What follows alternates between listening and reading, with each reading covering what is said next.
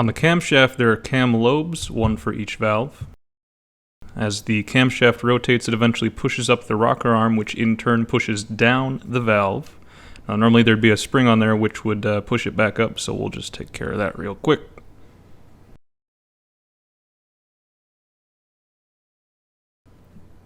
Great, so what does that mean? What are we actually adjusting? We are adjusting the part on the rocker arm called the eccentric, and basically what it is, it's a circle with an offset hole, and as you spin it, it'll adjust the distance between the rocker arm and the top of the valve. This measurement, this distance, is what's known as valve lash. So how are we going to measure that we have the correct valve lash? I'm so glad you asked. We're going to do it with feeler gauges. Now every engine has its own specifications. The M20 cylinder head, or the 885 head in this case, has a .010 clearance, so that's the one we're going to use. Now that we have a general idea of what we're doing, let's get rid of this old head and get the real head up so we can start adjusting the valves.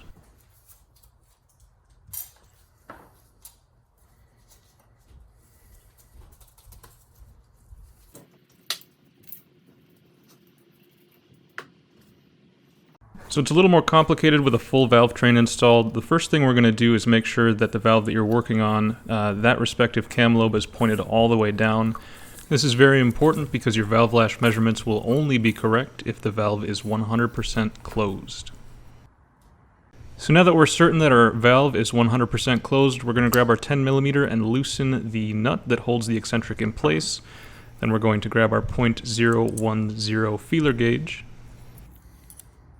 So right now the clearance is too tight to get our feeler gauge in there, so we're going to back it off just a little bit. It seems to me that adjusting these is kind of a little bit of black magic. You're going to have one of three conditions with your feeler gauge. Either it's going to be too tight to get in there, it's going to be way too loose, or it's going to be somewhere in between. And so as the name of the gauge might suggest, you're just going to kind of feel it out. What you're looking for is a little bit of friction, not too much, not so much that it jams the feeler gauge in place. Worst case scenario, if you can't get it 100% right, you can always go back in and readjust it. It's pretty easy to do with it with the head still in the car. After you get it in place, go ahead and give it a final check before you crank it down for good, just to make sure you haven't cranked it out of spec somehow. I usually do this at least 2 times, sometimes 3 per valve.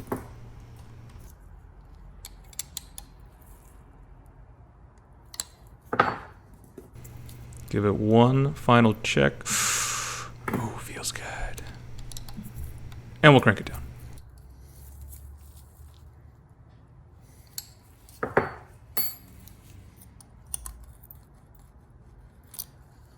Okay, after a little Gordo's Garage ASMR and a quadruple check, let's go ahead and finish up the head.